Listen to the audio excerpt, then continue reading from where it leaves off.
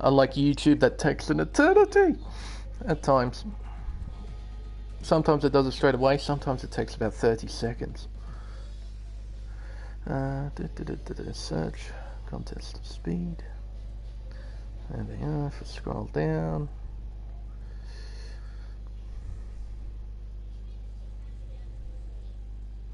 There it is there, fantastic. So the stream's up, the chat's up, we're all good to go.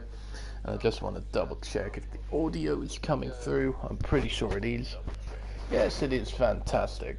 Right, it's time for the third round of the AM1 championship here on Contest of Speed. It is time for the Monaco Grand Prix here at Circuit de Monaco.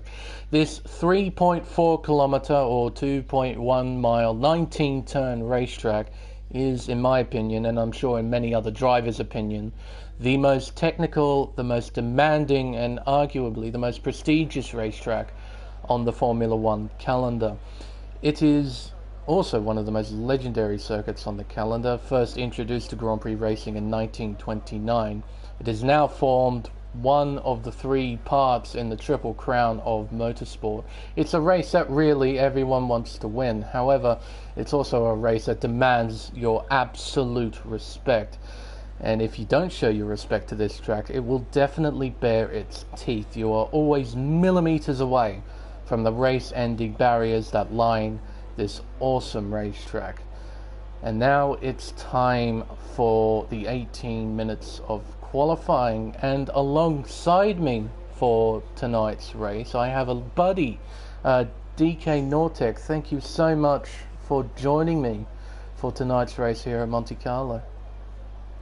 Yes sir, looking forward to it. Going off the AM2 race last night, yeah, I think it is going to be a cracker of a race. I think it's going to be a good one. Well, we're certainly going to pray for that at the very least. It tends to be an either incredibly boring race or a race that we will see absolutely nowhere else on the calendar. It can be an absolute drama fest around this racetrack. But as a racing driver in a couple of different leagues, I must say I'm not the best driver around here. In fairness, I suck around here. What about you, DK? We were talking earlier, you've been here since the very first season of AM1. You should have encountered this track a few times. What's your opinion of the streets of Monte Carlo? So, first two seasons of this track in AM1, I DNF retired with about 10 laps to go. It's just like, it's such a long, it's just such a, it seems like an eternity of a race, and if you just get damaged over and over and over again, you're just like, God, I just want this to be over. So toward the end, I kind of lost, focus, and then ended up crashing. But the last season here, I had probably a top 5 car, and then a glitch in the game caused me to get damaged, and I finished 10th. Oh. So yeah, like driving behind, I believe it was Wing It. I was driving behind him, and his car lagged back into mine, and I ran straight to the back of him. So yeah, but it is definitely a track where you got to be focused every single lap of the race for sure. Oh, absolutely. It's quite the test of your sort of mental endurance, isn't it? You're constantly surrounded by these walls. You're constantly sort of that close, inches away from them. And you know if you make even the slightest mistake, you're probably going to destroy your front wing and completely ruin your race. As I have found out on multiple occasions around here. Just making even the slightest of errors in dry conditions, in any conditions, it's incredibly easy to make mistakes. And now we have the first few lap times being set by the drivers on the track at the moment. Currently it's COS Nicholas at the top with a 1 minute 8.6. He is just under 1 second clear of Arba in P2. It's quite a big gap, I must say. There's also quite a big absence as well. SMM Alp is not here for tonight's race at Monte Carlo. Yep. That's a massive blow for him in his championship. Yeah, typically a guy that almost dominates his tier. Him and Nicholas both I think, won almost every race last season. Nicholas being the last year's champion. So yeah, big blow for Alp there. And also because of it being such a short season with only 11 rounds, it's going to be difficult for Alp to make up that ground in the championship. So yeah, this is going to be quite a championship influencing round here at Monte Carlo. Well, that depends on how well Nicholas fares in this race. He's currently at the top of the table, but you never know, he might have a challenger lying somewhere in the field. Yeah, Nicholas one of those drivers too where he's fast, but sometimes he just gets a little bit impatient sometimes, I feel like. So here at Monaco, you got to be patient, especially if you're stuck behind somebody, because there's really only one good place to pass, and that's obviously going into turn one. So I mean, you could try to make a move into the chicane, but inside wall is always tricky right there. It doesn't always work at the Nouvelle chicane. You need a very good run out of here, Portier. When you're coming through the tunnel, you basically need to be sitting right on somebody's gearbox if you want to try and make a move here at the chicane. And I've seen some people try and send it here in some other leagues, and it really doesn't work. You know, the driver in front feels entitled to the corner, so they turn in for their regular apex, and then boom, there's a car on the inside going for a dive bomb, and it just turns into a really messy scenario. So, but tell you what, we'll go on a guided tour of the racetrack. We'll ride on board with SMM Bean, one of the fastest drivers in this tier. He's heading through Saint-Devote, second gear, short shifts to third, fourth gear, fifth gear, up the hill, up Beau Rivage, heading into Massenet. Seventh gear, brakes hard down to fourth, gently on the throttle, down to third gear for Casino Square, then down the hill towards Mirabeau. Go down to second, locking up a lot. This is quite a common thing to see at Monaco. For some reason, when the tyres lock up, they continue to be locked up all the way around the corner. And it's not until you get to the corner exit that they stop sort of smoking themselves.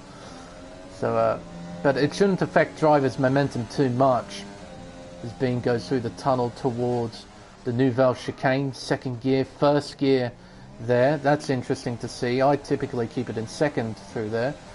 Through Tabac, one of the most treacherous corners on the racetrack. Through Louis Chiron and into the swimming pool chicane. Then La Rascasse, tight right-handed hairpin. Then through Anthony Nogues onto the pit straight. DRS open. He cops the wall on the inside there. He does a 9.9.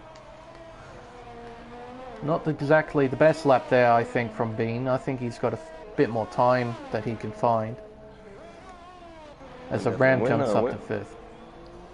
Went purple first 2 seconds of that lap. I think he lost a lot of time in the chicane. It looked like he didn't take the best line, did it? But he's currently 1.3 seconds off the pace. That's a lot of time that he must have lost in that third sector. He doesn't appear to have any damage either, so it's not like he lost any downforce through there in that final sector, but still, a lot of time that Bean needs to find. What the shortest sector in terms of distance on the calendar, sector 3 is, I believe. It's incredibly short. Well, the track generally is incredibly short. But yeah, I believe you're right. Yeah, that third sector is the shortest sector of any racetrack. Some would come close. Maybe sector 3 at Hungary. That's pretty short. Because that ends at the exit of turn 11. And it's basically 3 turns. It's a 90-degree right-hander and the 2 hairpins that end the racetrack. As Nicholas betters his time and does an 8.465. Anth is still 1 second gap between P1 and 2. As Anth is in second place. As Captain Rhodey's purple to the second sector. Mercedes driver filling in for SMM Alp as he gets a bit of an awkward run there through La Rascasse around Anthony Nogues. DRS open up to the line. He does a 9.8. Actually a 9.9 really. He jumps to 6th place. Yeah, Rogue pole sitter last night, AM2 as well. Oh, okay. Did he end up winning the race as well? P3. P3 Oh, is where he okay. finished. Got a drive through penalty for speeding under safety car at the very Oh, beginning of the ouch. race. And he Yeah. still ended up finishing third. Yep. That is Good, quite good the result. performance.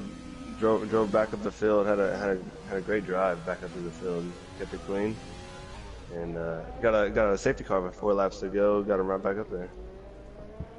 Oh, no, that's a fantastic drive to get a drive-through penalty, come back through the field and still finish on the podium. Great deal of respect for that, I must say. But everyone's now set a lap time. About 3.5 seconds separate the field, though Kittenpetter and Lunacy, they have done laps on the medium compound tyre, which is a bit interesting to see, not opting to go onto the soft straight away. Perhaps they're just trying to get their eye in first before they start using the soft compound tyre, as Peyton jumps up to P5 in his AlphaTauri with a 1 minute 9.7. But yeah, at the moment, no one's challenging Nicholas at the top. He is head and shoulders above the field at the moment. Gonna need a mega lap from somebody.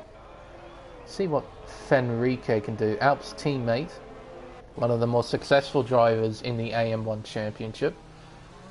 We'll see what the Brazilian can do as he heads around Anthony Nogues, hard on the accelerator, DRS open. Gets a nice run across the finish line. That's Bean leaving the pit lane. Through Santavot, up the hill again. Now it's night time here at Monaco, which is quite a unique environment to see the city of Monte Carlo lit up like this. It's actually the first time I've done a league race in night conditions around here as a driver or commentator. As Fenrique is up by 0.3 of a second in the first sector, he needs to find another second if he wants to challenge pole though. Round Portier, second gear, short shifts to third, nice exit, and now underneath the tunnel towards the Nouvelle chicane, hard on the brakes, down to second gear, cuts the corner nicely there, comes out now towards to back, sixth gear down to fifth, runs right up against the wall, through Louis Chiron, then into the swimming pool complex. He's up by 0.6 of a second, sideways there at the exit of the swimming pool complex, through La Rascasse, a bit too fast on entry there, that compromised his exit, sideways through Anthony Nogues, up to the line, he does a 1:8.981, still half a second off Nicholas's time. That is an awesome time from Nicholas, I must say. Nick, I think while we were on with Fenrique there, Nicholas went even faster with that 8.4 lap time. And he's on an outlap right now, so he's preparing himself to do a flyer. Tell you what, we're right on board with our current pole sitter. I want to see how you operate around here and somehow do an 8.5 in qualifying. Comes out to the final corner, down the pitch straight into T1. Hard on the brakes, third gear, misses the apex of turn 1. I think that cost him time.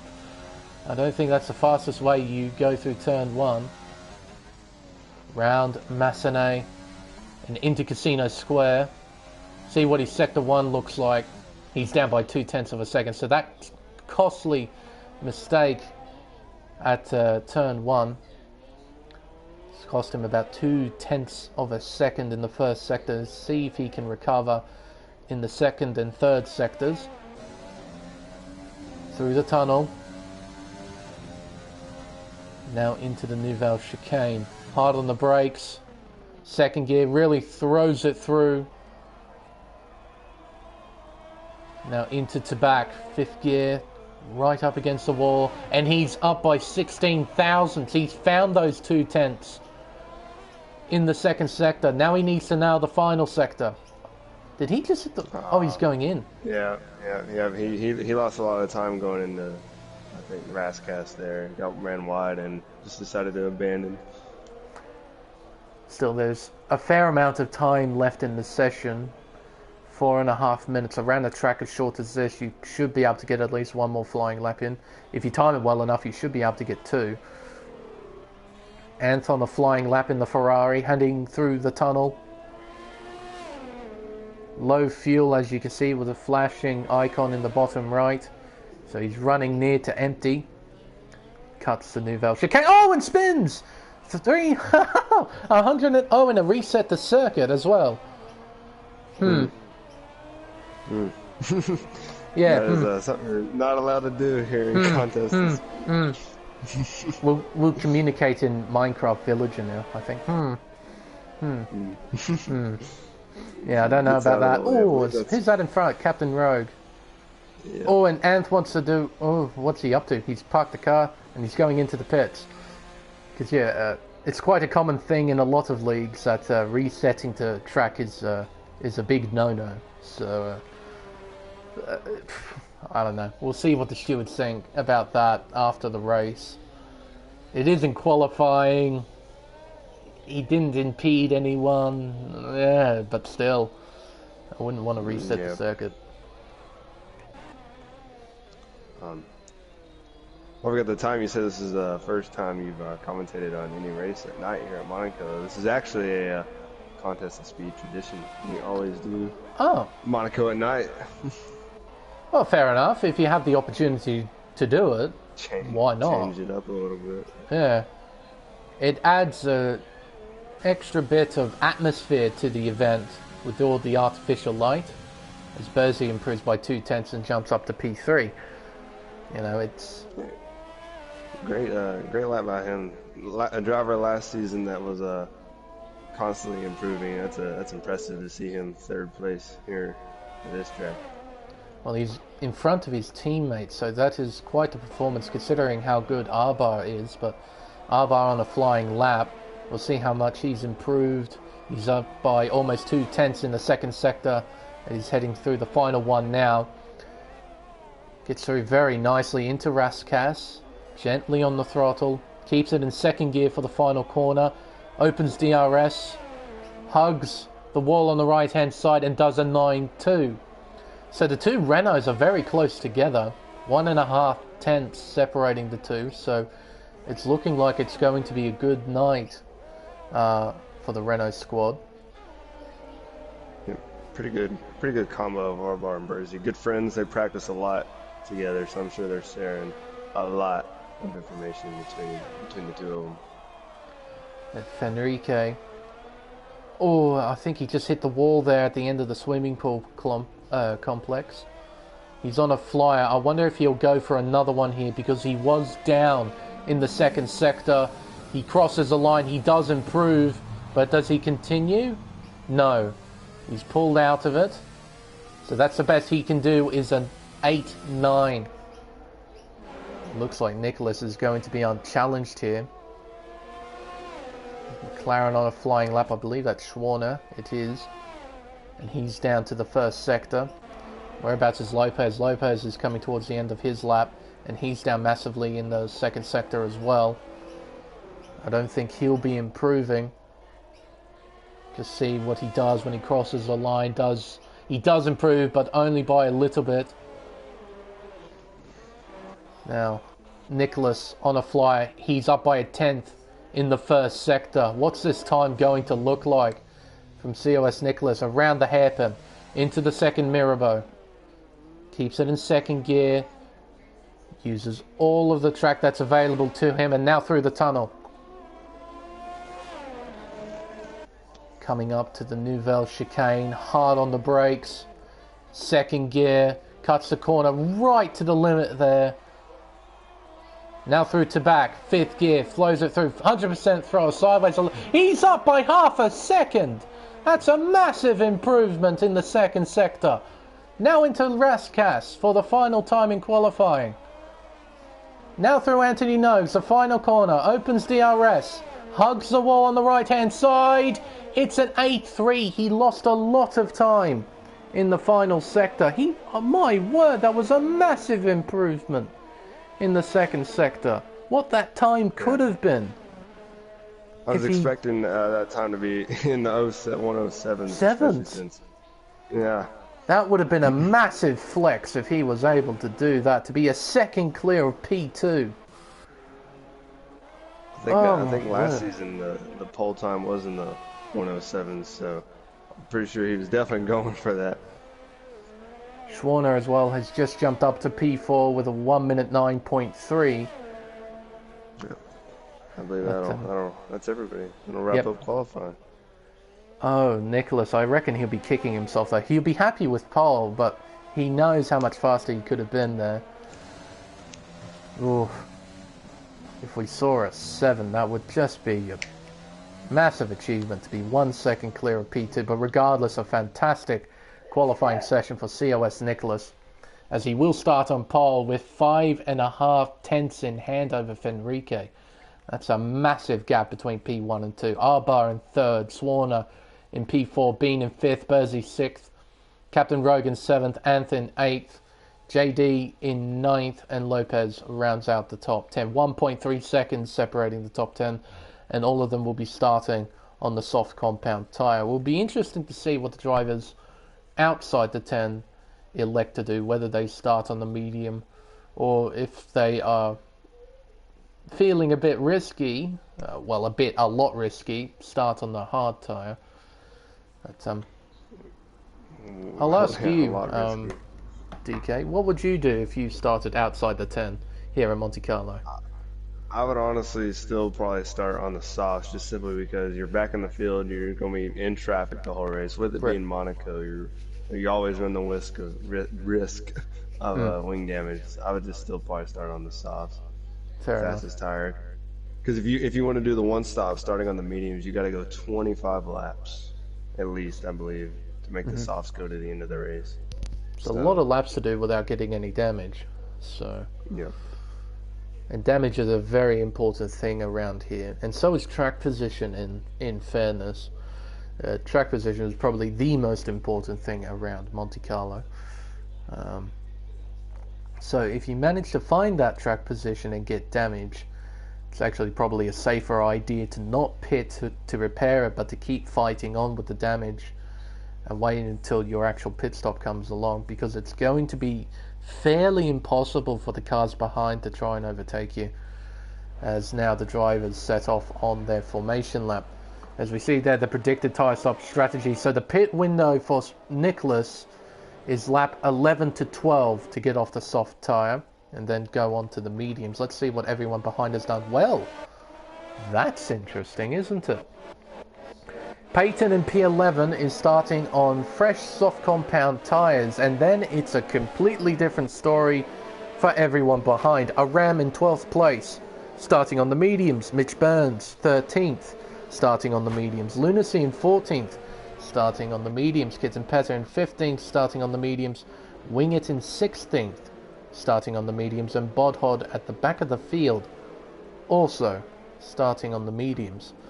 So these guys obviously want to play the long game, but they also have to stay out of trouble. They cannot afford to get damage early on, particularly at the back of the field, because then you'll just lag behind everyone else.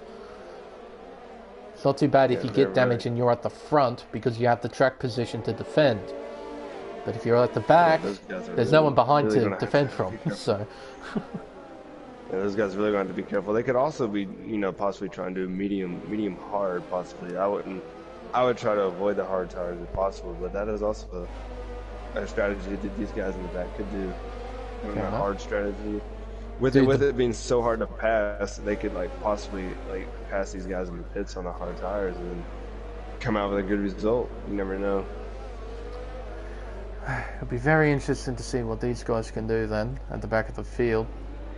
And who knows, there might be a safety car that really plays into their sort of strategy.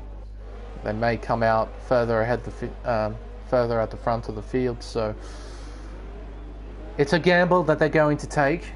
We'll see if it's a gamble that actually works out in their favour. We'll just be waiting on Bodhod to line up into his respective grid slot. He has. And we'll get the Monaco Grand Prix underway. Here we go, ladies and gentlemen. The most prestigious race of the season is about to begin with 5 red lights. And it's lights out. And away we go. Nicholas with the inside line should be able to defend into Saint-Devote, and does. He maintains the lead off the start. Oh, but there is a car parked behind.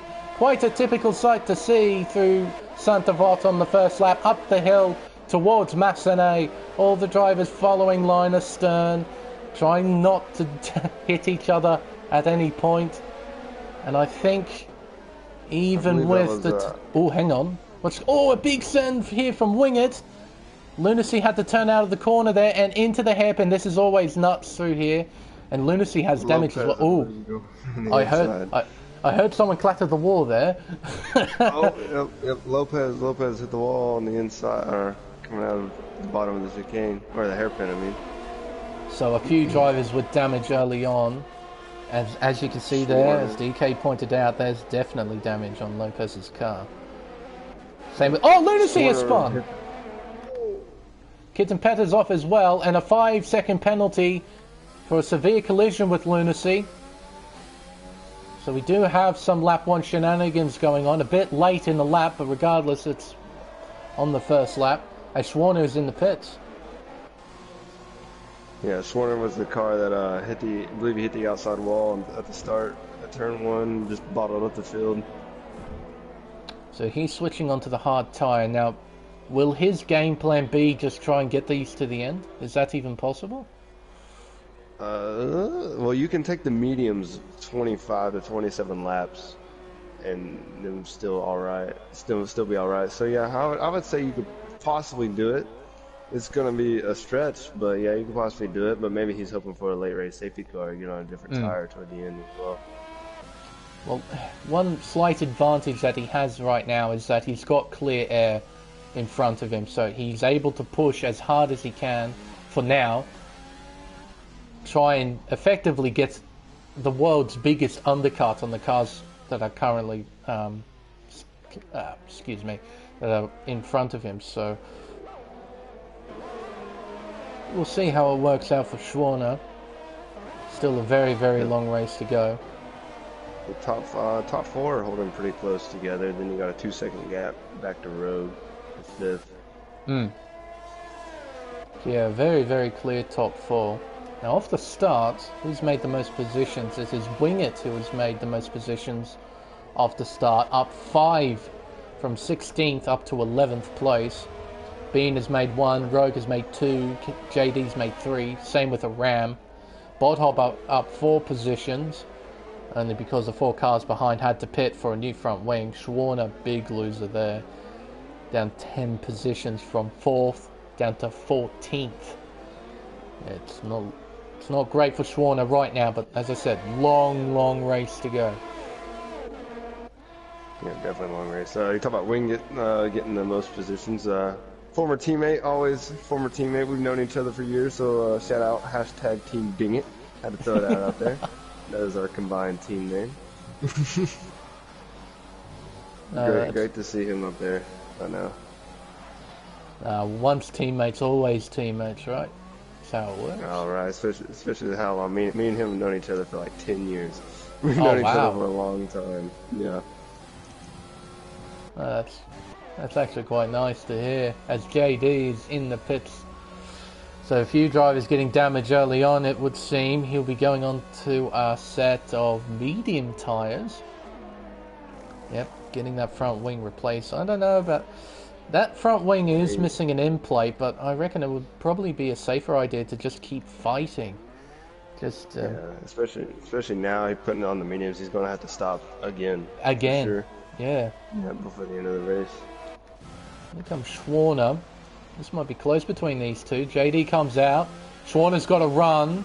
Oh, they're going to go side by side up the hill through Boat Rivage. That could have been nasty there. JD almost cutting across the McLaren. Fortunately, there was no contact, but that was very, very close indeed. There's a head down the hill towards Mirabone.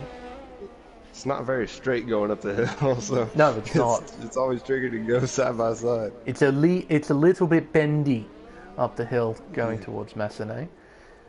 And you always see that happen when you see drivers go side by side up there. It often gets pretty nasty. But fortunately, they kept their wings intact. Probably more importantly, their car's intact. As Bean is in the pits from 4th. A wing change as well. Him and Arbar were pretty close. That could be just him pushing, trying to get by Arbar. Fenrique was also noticed that Fenrique also was on the back of Nicholas, hit the wall, and Raskas about spun himself around. So These top 4 guys are pushing, that's for sure. Oh, as Arbar was doing a burnout around the hairpin. I just saw that then. There was a colossal cloud of smoke there at the exit of the hairpin. So he is definitely pushing hard. But the gaps right now, they're fairly big, even after 5 laps. No one really in a position to attack anyone, but since when are you really in a position to attack anyone around here at Monaco? But, yeah, just follow the leader. Follow the leader. Now Wingett, I think he's made even up more positions. He's up 8 now, your former teammate. In 8th place. He's got Mitch Burns all over him though. Oh, and he's just hit the wall there. He's just hit the wall, and he's run wide. Yeah, he's missing in play. He's missing both of his in play now. And he tried to go into the pits. Oh, that could have been. That could have been really nasty there. Oh dear. He's coming though. Hard tyres, I imagine. I can't see from this angle. Yes, they're hard tyres, and he's getting a wing change. Yep. Fenrique closing the gap on Nicholas, had it down to the 4/10. I think we're going to have a good battle for the lead as the stint progresses on these soft tires for those two. Well, I'm incredibly impressed from Fenrique. After qualifying, to see the time between first and second, you can't help but feel a little bit demoralised from that. But he's showing that he has the pace to keep up with Nicholas. And even stuck in the dirty air through this high-speed third sector, he's still maintaining ground, about 0.4 of a second to Nicholas. But what does Fenrique do? Does he play the patient game? Does he wait for the mistake? Or does he go for the assertive sort of driving? Does he go for a move? Get himself in front, try and pull away? Knowing Fenrique racing with him the past few seasons, he's definitely going to try to make a move if he can get there. Arba in the pits, wing change and hard tyres. So it appears as if this race is purely going to be dictated by how little damage you have, because a lot of the drivers at the front have gotten wing damage, and that's an extra 5 seconds to your stop, and that's a fair amount of time to lose. As Bean gets past Arba with that little undercut because he pitted earlier for a wing change, as Ant gets a penalty, 3 seconds worth for multiple warnings. So, but now it's definitely just a contest between the top two. Rogue 8.1 seconds behind. He's doing a very solid job, and he's actually got wing damage as well. He's missing an end plate on the left-hand side, as you can see there. So he's fighting on with the damage, which is a thing that I thought a lot of drivers would do when they got wing damage, was just continue to fight on. But no, a lot of them electing to pit, and he's still pushing. He's got Bersey behind him in 4th place. He's got a complete front wing. Aram is just behind on mediums as well. He's the highest placed medium driver, as Peyton is in for a wing change. Another one. Deary me. It's more medium tires, or was he on the softs? I can't remember. He was on the softs. He's gone on to a set of mediums. So he's going to come out just behind these two, Schwarner and Ant. But as I said right at the beginning, you have to show a great deal of respect to this place. You sort of have to drive at about, well, how I operate around here is that I sort of drive at about 80% of how hard I could drive. That way I sort of maintain control over the car and try and not clatter one of the barriers. I guess with these guys, they're still pushing fairly hard right now. Just making tiny mistakes are seriously costing them. But, it's always 100% with it. Most of these guys, they never really slow down. No, they're demonstrating that here tonight. But Nicholas and Fenrique still 1 and 2, no damage, no mistakes from either driver so far. But Fenrique not really in any position to attack, which is quite interesting, seeing as he's less than a second behind Nicholas. But such is the circumstances at Monaco. Yeah, he's been losing a lot of time toward the beginning of sector 3 there. Oh, okay. Yeah, I think Rascas and swimming pool section. Not Rascas. Yeah. There's so many quarter names. I don't know what's why sometimes. That's alright. But yeah, in the third sector, well, I imagine you would lose time because it is a high-speed, high downforce section of the racetrack. Nicholas pits, Enrique follows him in. Interesting. So they pitted. Well, I noticed the pit window for Nicholas. It was lap 11 to 12. So he's pitting early, and Fenrique, he's not going to let him get an undercut. He's going to follow Nicholas all the way throughout this race. So these two are going to remain glued together, unless, of course, one of them makes a mistake. And they're going to come out behind Bodhod. They're going to have to do a lot of tire saving too as well, because 29 laps on those medium tires, they're going to be screaming at the end of this race. Oh, and Nicholas showing the nose down the inside at Massenet, and he gets it done. That is a critical move. Fenrique, will he do something ambitious? No. Drivers locking up 1, 2, 3 as they go through Mirabeau into the hairpin. Fenrique is he's going to get impatient right here. He's got to catch back up to Nicholas if he wants to have any chance, probably to have a win. I reckon he might go for it here. He's closing in rapidly on the Alfa Romeo of Bodhod. Bodhod doesn't defend, and he lets him by with relative ease, and Fenrique can now set off after Nicholas, but it has cost him about a second. It's not too much. He can recover that. But definitely there's going to be a great contest between the top two, as Captain Rogue is in the pits. He's getting that front wing changed onto a set of mediums, and he'll be trying to go to the end of the race as well. Very impressive from him though, to be running top 3 right now, or provisional top 3, top 4. He's been incredibly consistent from what I've noticed, and for the most part he's kept out of trouble as well. Yeah, but he's going to have a little scrap here with Schwarner and Payton, and he comes out behind both of them actually, just in front of Bursey. Nicholas is stuck behind Mitch Burns, who's got wing damage. That's an opportunity for Fenrique to come right up on him. Well, Fenrique's 1.2 seconds behind, and Burns, what is he going to do? He's going to let Nicholas by. That was a pretty ballsy move there, as Kitten Petto has retired in the pit lane. He's had enough of the race. But through the swimming pool complex goes Nicholas. Now Fenrique has to do what Nicholas did at the Nouvelle Chicane. He needs to assert his dominance and try and get by Mitch as soon as possible. And he's going to get him here actually, using DRS and overtake. Round the long way. And he gets the position. And also Nicholas has overtaken a Ram. Oh, as he has a massive moment at turn 1. A Ram.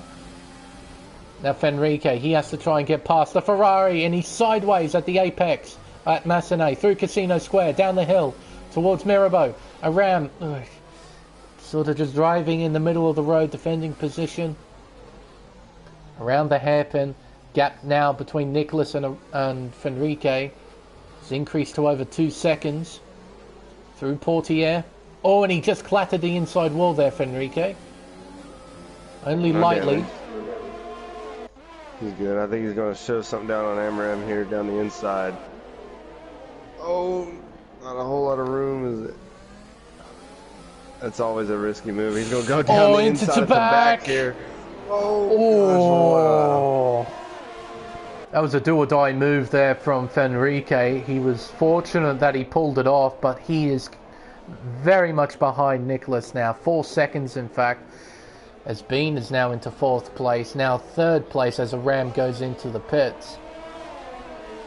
So at the moment it's a Red Bull 1-3, but there's a massive question mark next to Bean in terms of whether or not he can make it to the end on those medium tyres.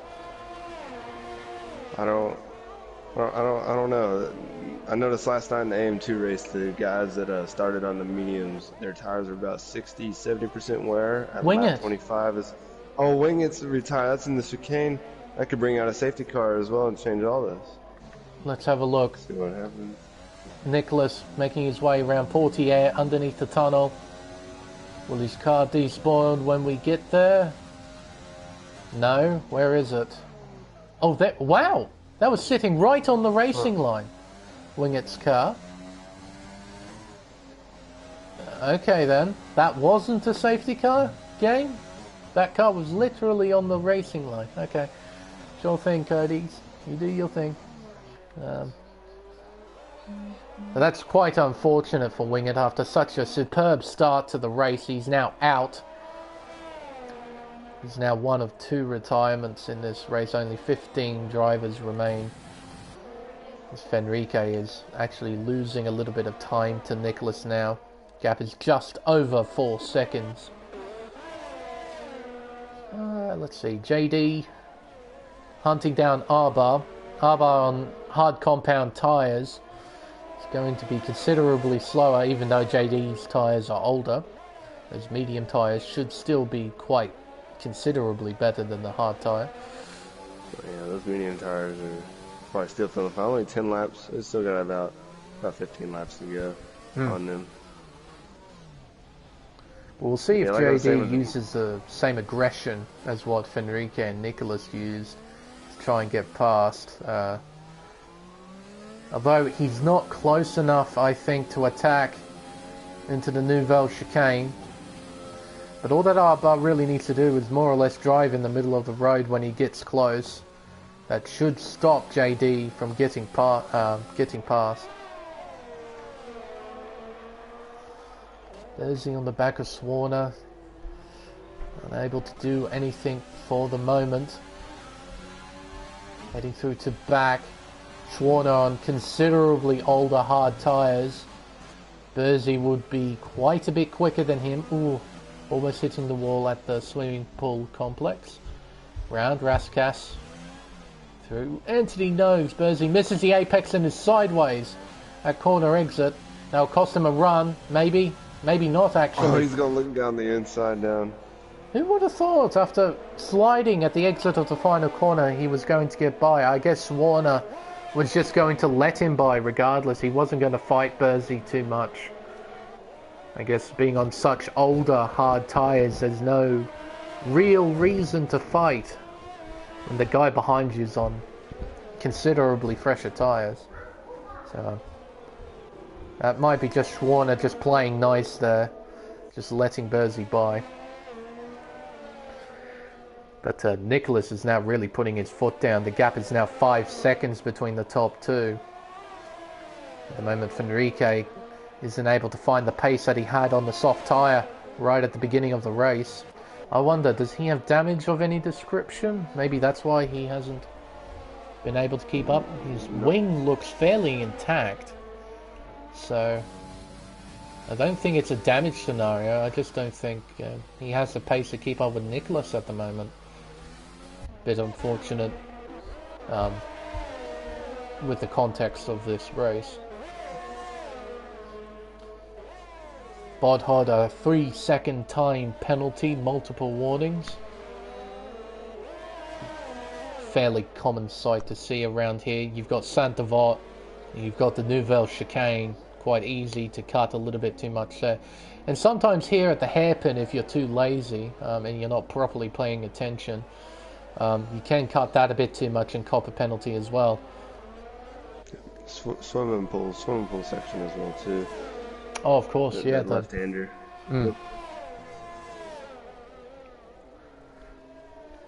Get a great aerial shot.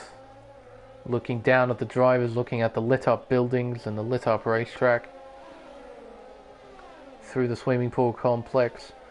But yeah, this left-hander with the sausage curb on the inside can be quite easy to just carry a bit too much speed into there, and you're kind of forced to cut the chicane and cop yourself a warning. Kenton Petter in the comments of the stream is saying we're giving him the cold shoulder. don't know how. Oh, he wants to join, does he? Oh, okay then. Well, if you want, DK, you can invite Kitten to join us. Sure. We'll get a third pair of eyes in here. That's right, he said he wanted to join us if he retired, and he did indeed retire. Though he voluntarily retired, he didn't crash out. But if you want to, DK, you can invite him to the party. He come join us. I have added him. Let's see if he'll join. There we go. But there's not a great deal going on, is there? Tell you what, we might need a third person to come in, an extra person to talk to, I suppose. There is closest not gap. much. Schwarner, 3 Closest seconds. gap is R-Bar and JD. That's the closest gap right now. And that's only just under a second. Oh, now Bursey's on the back of Anth. I wonder if Anth made a mistake, because that gap has closed quite a bit. And in goes the Ferrari into the pits. Probably going to be a wing change and a set of soft tires. Interesting. He's going to take the softs a long way. I don't think they're going to be able to go half the race?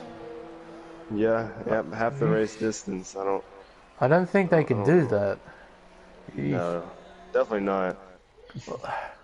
Just quickly check pit stops just ever so quickly. What did he come off of? The medium tire. Did he start on those? Tires. I just wonder. No, he started on the soft. So he should have had another set of mediums to go onto. And they would have made it. I guess that he just wants to slap on the soft tires and just, you know, drive around the racetrack, I guess, try and snag fastest lap maybe. I don't know. But What is it? It's gonna be interesting too. The top two on the medium tires still got to go, what, 19 laps almost on them. That's a long ways for those medium tires to go too as well. That's very true. It's even worse for the likes of Bean. He's already done 14 laps on them.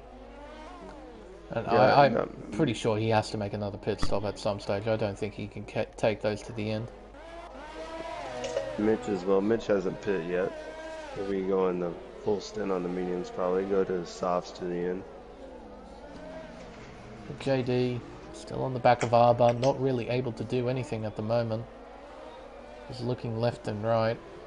Just typical Monaco circumstances. Kitten has joined us. What happened to you, Kitten? Well, you see what happened. Completely missed my braking point in the Nouvelle. On the first lap, and kind of took out Lunacy. So my apologies there to Mr. Lunacy. Apologies to all the Australians. But, you have nothing to say sorry for to me, mate. Don't worry about it. I was a long time no see. Missed that beautiful race years. Yeah, I mean, I was just riding around like 15 seconds off the back of everybody else, so kind of pointless around here. Fair enough. Absolutely. Basically, at that sort of point, you're just praying for a safety car to come out and bunch the field up again. Yeah, but I'm on the hard, so it doesn't really matter. I mean, I'm terrible at Monaco anyways. I think I'd be a little bit disappointed if I wasn't very happy with my first two races of the season, but got some good points there, so I can afford a bogey here in Monaco. Fair enough. Decides forward to the next race, I suppose. Just ignore Monaco. Just pretend it never happened. Yeah, exactly. Just never happened. Other practice. We got some action building up though. Rogue catching JD quite significantly. And Lunacy's retired. He's crashed at the retired. Nouvelle chicane, and that's going to bring out a VSC. Interesting. But there is Lunacy. He's crashed at the exit of the Nouvelle chicane. His head butted the Armco barrier, and as a result, he's retired from the session, and he's out. So 3 retirements now. And into the pits goes a number of drivers. JD, Mitch Burns, coming in. Mitch going onto the set of hards. JD onto a set of mediums. Bodhog goes in as well from 14th place as we go back under green flag racing. Just a bit of a reset, but no bunching up of the field, unfortunately, for us in the com box. Got Rogue closing on our bar now on those medium tires that he'll be taking to the end. So Rogue is like, I would say he's in a pretty good position for a podium, honestly, because Bean will probably have to pit, and our bar is just going to be a little slower on those hard tires compared to Rogue. So that's gonna be interesting if Rogue can get a podium here. Think he's gonna be able to take those mediums to the end? 10 laps to go. Yeah, I would say so. But No, 10 laps on them. 10 laps on them. 17 laps? 17 laps to go. You'll be doing 28 laps on those tires. Yeah, It's a fair old that'll stint. put him right at the end. I'll put him right at the end, though. I think D-Crime last night did, 27, I believe? In AM2? Okay. yeah. Yes. Well, excuse me. If the top two can make it, and I'm sure Captain Rowe can do the same thing as well. So, For sure. Actually, surprising pace from him, to be honest. as he just gives our bar a little bit of a kiss there, right there at the hairpin. Gee, we're very close. Now underneath the tunnel, the gap is half a second. Using overtake as Captain Rogue, he's closing in, but he won't be close enough to attack just yet. Rogue has no ERS, and Arvar's sitting here with all of his. All of like it. everything. He has all of of the it. ERS. Yeah. Oh, as Rogue hits the fan set to back. Did he get damage from that? Oh, no, he doesn't. No, he's good. Yeah, I think Arbar's fully set up here for a truly train. That's the Yarna truly impression. In the Renault. Yeah, he's really nailing it at the moment. The Renault, plenty of resources, track position. So he's looking set to try and hang on to that fourth place, though he does have a time penalty next to his name. So the 3 yellow flags, yellow that's flag. an alpha. That is Bodhog Bodhog. going into the pits.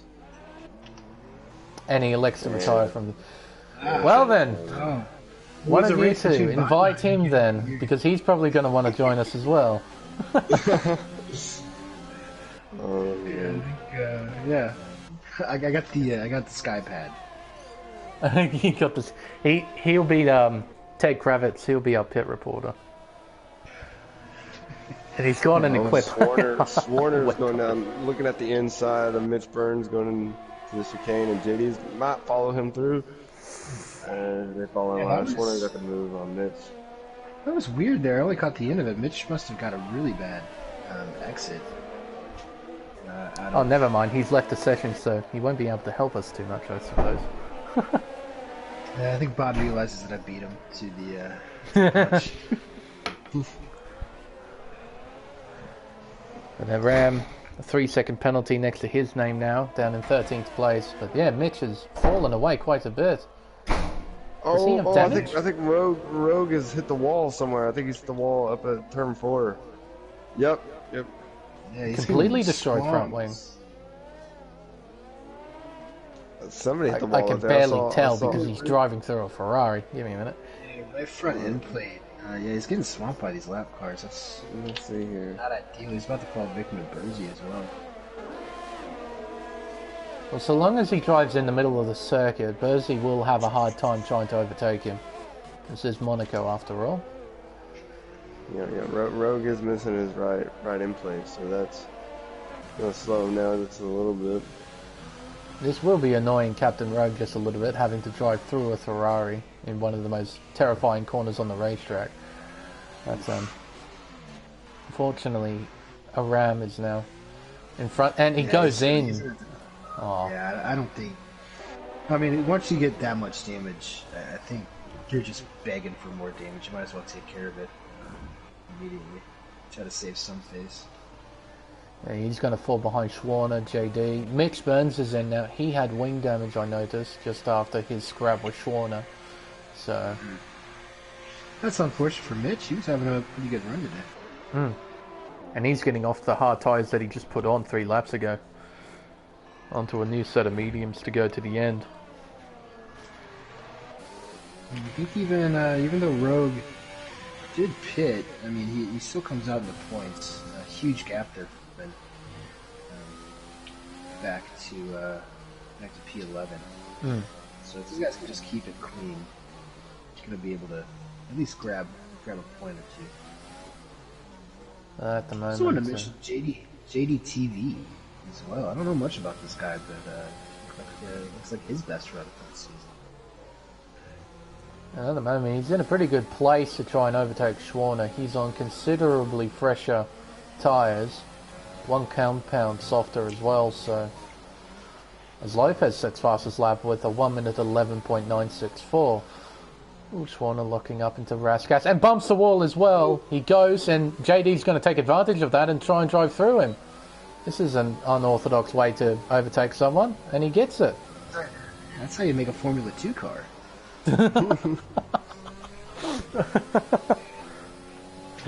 Oh dear. So there we go, JD now into 6th place with the most unorthodox move I have seen at Raskas ever, I think.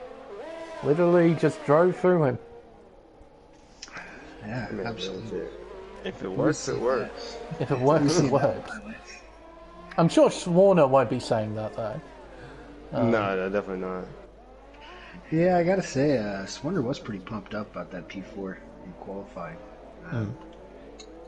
But, yeah, I think he likes this track just about as much as I do, so I think a P7 would be ideal for him.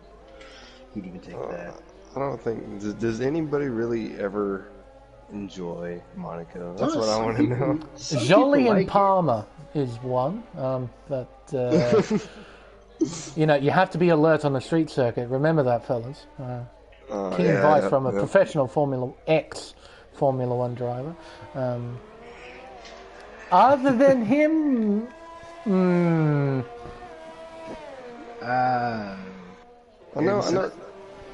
Daniel Ricciardo likes. I guess, yeah. Well, Daniel and Mark both were pretty good around here. Mark winning it twice. Was very similar to Australia. I think the Monaco of Australia is Perth. Oh, you could argue that. I would probably more go with the Surfers Paradise or Gold Coast would probably be pretty close to Monaco. Surfers Paradise. Legendary. I wish IndyCar would go back to Surfers Paradise. Well, there was a plan that NASCAR was going to go there, but I don't know what's happened to that. So I think probably a global pandemic. Could do. That might have something to do with it. You know, like lightly, just a little bit. Oh no, NASCAR is going to COTA this year. They're having a dirt race. They're Road America as well. They're going to Road America. Like NASCAR's going to like all kinds of road courses. They did the Daytona race already. Yeah. A couple weeks after Daytona 24.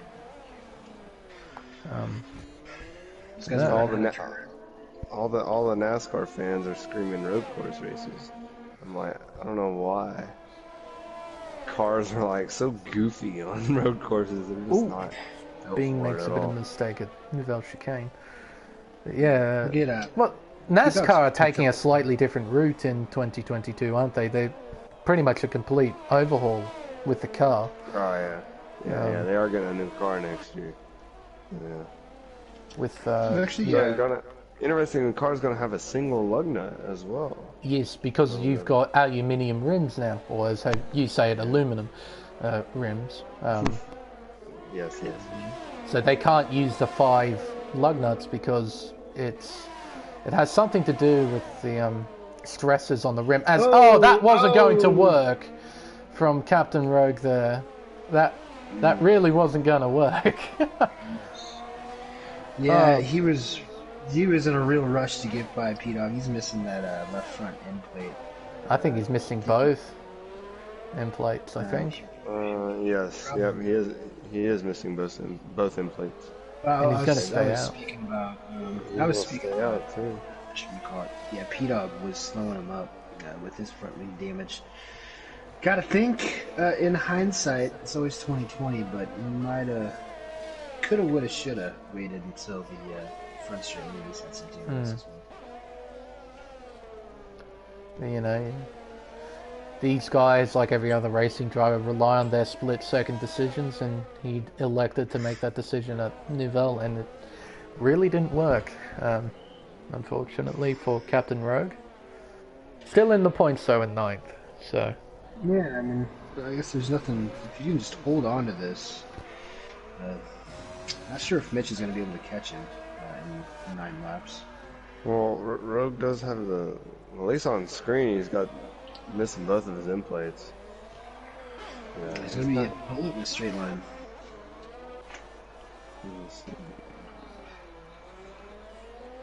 Yeah.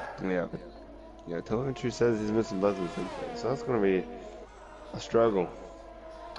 And tell you what, that'll be interesting to see for 2022 how the damage model changes with the brand new chassis that are coming into Formula One, or whether just Codemasters just sort of copied the chassis from this game and just use it for 2022, or whether it's going to be completely new in terms of its damage design. With EA in the background, I would assume that you get the 2021 chassis, but it's going to be like an extra $15. Yeah, you go in the pits. There's a paywall, man. Oh, bang! Yeah, you go in the pits. Oh, sorry, you're out of soft tires. Please pay $5 to get new soft tires. $4.99 for a brand new set of Pirelli soft compound tires. As Would you like to appeal your stop and go penalty? that Bean has just pitted onto a set of soft compound tires, and he's going to be in this battle now between Arbar and himself, and Burzy isn't too far behind either. So even with the two-stop strategy, Bean is going to be finishing potentially on the podium. Yeah, you know, interestingly enough, I was in the McLaren Renault Technical Alliance chat doing some quality practice earlier, and Arbar said that he would take out the top two if Burzy had a chance at the podium. Well, I think that's just happened. I'm not sure, but I think Bean just hit the back of Arbar and he's missing an end plate. Oh gosh, already. I think. Give me a minute. Oh, the game, stop giving me aerial shots, damn it. I want to see the front wing. I can't. Aerial shots. They are tell you, great, my just not in this laptop scenario, I didn't think. just die. My laptop just I think died, he is so missing I an end plate. Let's see, lost Rascal. telemetry.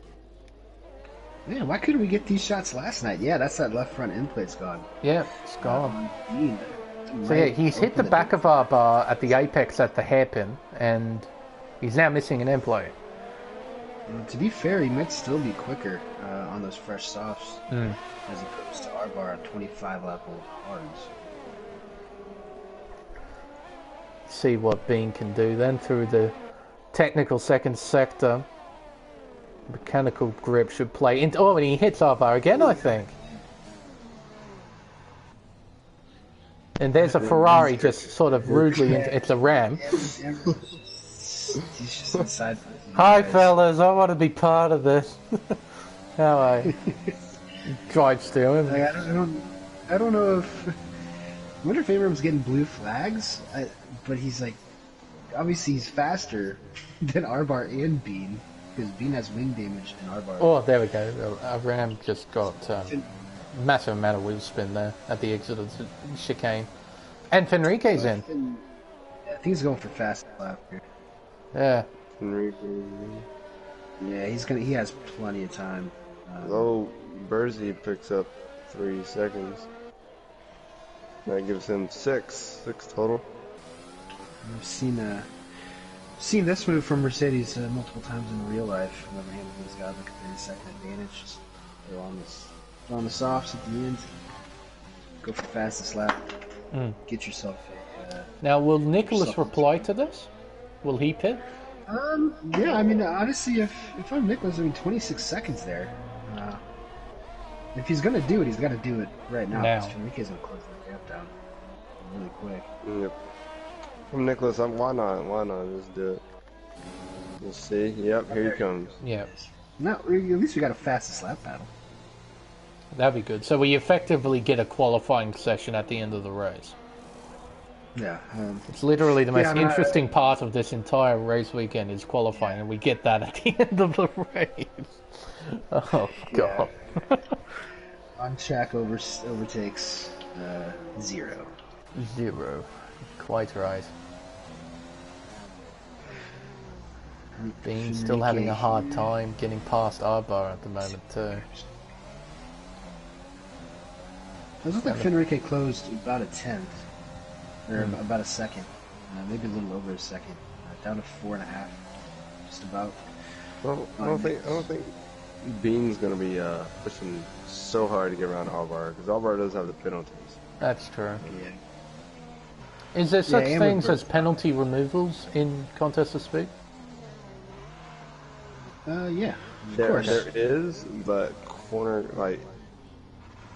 typically corner cutting penalties stand unless it's just something absolutely ridiculous. Like It someone is hard getting to- forced off the racetrack or something along those lines. Yeah. Or if you're trying to avoid an accident or something. Yeah, that too. Lopez sets fastest lap with a 10.3. Right, I better get up the lap data then. We'll see the sector times of the top two and see how close they get. You know what? And actually, I just remembered that Fenrique was quite quick on the soft tyre at the beginning of the race too. He So was quick. The gap is less than what it was, even though they did do a pit stop. The gap did close up 2 seconds between that pit stop. I wonder what Alp would have done in this race. Might have had a three-way fight here. that would have been interesting. And obviously Alp probably doing homework or something. He's a nerd. But Fenrique, Fenrique's going to take those points for Mercedes. See if he can cut this down at all. Nicholas did say in the AM1 chat that this is one of the straighter tracks earlier. Okay. He showed it. Dominated qualifying. He's dominated the race so far. I just want to point out too, looking at Nicholas's car, he does have some wing damage. He does. He's missing the right end plate. Ooh. Oh, that's... You know, I thought that I saw, whenever Fenrique came around the pit exit, there was a blue end plate sitting on the inside of the pit exit. So I wonder if maybe he cut turn one just a little bit too much coming out. Gap is closing. Not by a lot, but it is closing. Very interesting. If I'm Fenrique, I'm going full Briatore on the radio, asking Rogue if he wants to spin or something. Oh yes. But being now right on the back of Arba, still unable to get by, heading towards Mirabeau. Just can't really do anything, can you? Just have to sort of follow them. JD is closed up on Burzy. Burzy's got wing damage as well, and he's also on 26 lap on mediums. It really is the most frustrating thing in the world around here. Whenever you know you're faster than the guy in front of you, and there's just nothing you can do. Being just sitting in the slipstream through to back, unable to do anything. JD, it's more or less the same, it appears, from him. Oh, Beans picked up a penalty too. He has Noticed indeed. that. So they're both on 3 seconds each, respectively. So they now genuinely have to scrap it out for position. Enrique has also pulled the lap down, or the gap down to 2.5 seconds. He's going. I think he might just come up a little bit short, though, unfortunately for him. Well, you two drivers know him best, or better than what I do. If he does indeed get within striking range, how desperate will he be to make the move stick? Very. Yeah, I would say he would definitely. Yeah. He would definitely go for it. Yeah, 100%. Just, you got to remember, he is Brazilian. Yeah, I was going to ask. He is Brazilian, isn't he? It makes a lot of sense. If I do not go for a gap that is not there, am I a racing driver at that point? No. Yeah. Yep. Yeah, I mean, I don't really race with Fenrique too often. I usually just see him in my rear views for like half a lap, and then he's gone. Gone past me. It's gonna be close. He's got 2 laps now, and the gap's down to 1.9. He is charging. He is pushing. This has to be the best 2 laps of Fenrique's AM1 career, I would think. He needs to be. I think to have any shot, he's got to be in DRS range on this lap. Yeah. If he wants to have any shot. See through Portier. Coming into the tunnel, Even gap then, is 1.8. 1.8. Now into the Nouvelle chicane. In they go. They're really. Oh, wow, Fenrique really cut it. And I think he hit the wall too. I swear I heard him thud the wall. If you've got warnings to use, I guess use them. 1.6 seconds. Oh, and that's another end plate on Nicholas's car. I just saw that fly off. No. Oh, is it? No, Is it? And what was the debris I saw there? I saw a whole heap of debris come off there. Might be just it could have been something on the track. I've kind of seen stuff fly, like bouncing around on the track. I've been like, oh, wing damage, and I'm like, oh no, this is stuff. Just debris. Gap 1.5 with 1 lap to go. Can Fenrique do anything? Oh, Nicholas Bell.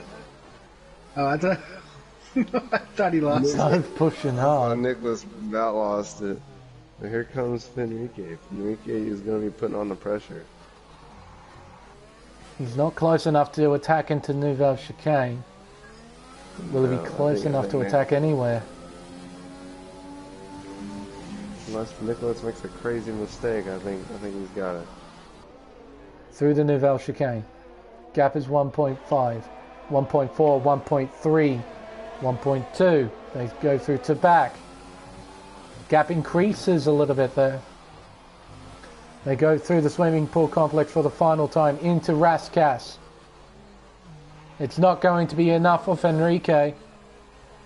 Nicholas rounds the final corner. Onto the pit straight for the final time. He will win here at Monte Carlo. Oh, dearie me, I'm losing my voice. Excuse me. 1.2 seconds.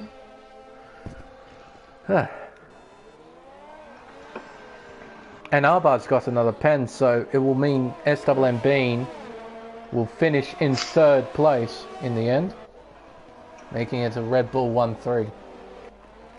How about Burzy finishing P5? And he'll keep that as well. JD's too far behind with all that wing damage doing me. He's missing a lot of his front wing.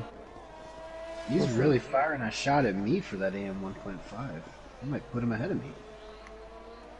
Jeez. See here, Peyton finishes in P8. Captain Rogue in 7th. Schwarner in 9th. Mitch Burns in 10th. And he will cross the line in 11th place. Aram in 12th.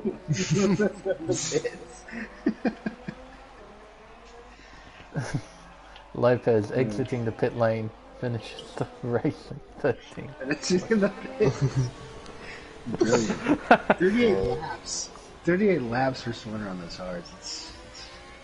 That felt great. I guess he just demonstrated how much life they have in them as Codemasters give Mitch Burns driver of the day. I've heard that they can go like around 45 laps. Obviously only 39 laps in the race, but they can go full race distance.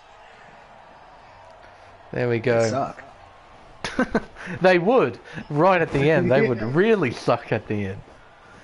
There we go, the podium celebrations. It's a win for Nicholas. A nice comeback from Fenrique, but unfortunately not quite close enough to try and take the win. And it's a great day for Red Bull all round. First and third for the Red Bull squad. Rest of the grid, we have Arba in 4th place with Berzi in 5th. A very solid race for Renault. JD in 6th. Captain Rogue in 7th. Peyton in 8th. Schwarner in 9th. Mitch Burns rounds out the point scorers, finishing 10th. Nth in 11th. Aram in 12th. Lopez 13th with fastest lap, so none of the top 10 will score that. Doing a 1:10.339. Then 3 DNFs. 4 rather. Bodhod, Lunacy, Wingert, and yourself, Kid and Petter, all retiring from the race. Well, it does say DNF next to your name, doesn't it? Hey, solid P17 for the McLaren boys. P17, is that what that is? Okay, we'll go with that then. But, we get, I don't know if I got any of these guys as friends. Yep, there's Dean.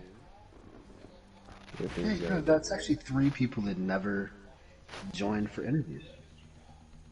Enrique and Nicholas. Well, if none of them want to talk, then that's alright. Yeah, Nicholas doesn't have a mic. Fenrique, I believe he doesn't really speak English. And, Beam just never accepts it. Trust me, I've been doing this for 30 races before you took my job, Smeg. Those are the 3 that... Is that my fault, is it? That's, the way you said that sounded like that was my fault. No, it's my fault because Bod was dangling a carrot out in front of me during AM2 last year, so wound up over here. You're too quick, that's the problem, Petter. If you just slow down a little bit, it's all good. Yeah, P17. Well, not through pace, it was just because you retired. Yeah. It was definitely through pace. It was definitely to pace. I could have done the entire race and had 5 broken wings. It's quite a typical Monaco weekend. Just constantly break your front wing and just sort of try and deal with it. A lot less aggravating up here with you guys. Well, it wasn't the most entertaining race in the world, but it never really is at Monaco.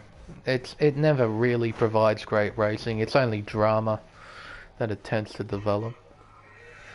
But I must say, Nicholas dominated that race pretty well there. Particularly in his second stint on the medium tyre, he was almost untouchable. He just pulled away from Fenrique, and it was only because of a mistake when he fitted on the soft tyres for his third stint that it really spiced things up towards the end between him and the Mercedes-Benz of Fenrique. And I don't think anyone joined us, if I'm not mistaken. No. Yikes.